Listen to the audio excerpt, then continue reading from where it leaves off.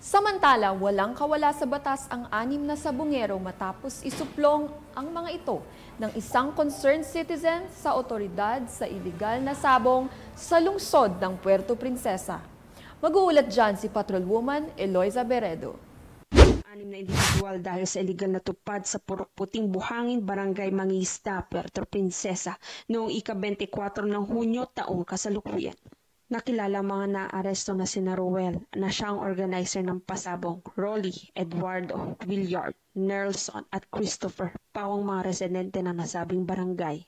Ayon sa Puerto Princesa City, Philippine National Police, nakatanggap umano ng sumbong ang mga otoridad na may nagaganap na pasabong sa lugar. Agad naman tumugon ng mga operatibo ng Philippine National Police kung saan naaktuhan pa ang mga ito ang pagtutupad ng mga sospek. Wala namang maipakitang permit ang mga ito nang hanapan ng mga otoridad ng dokumento kung legal ang isinasagawang pasabong.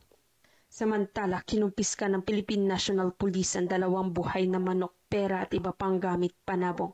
Kaugnay niyan, mahaharap sa naturang mga sabungero sa mga kasong paglabag sa Presidential Decree 449 o mas kilala sa Cockfighting Law of 1974. Mahalaga na ipatupad ang batas laban sa iligal na sabong upang mapanatili ang kahusayan ng batas at kaayusan ng lipunan.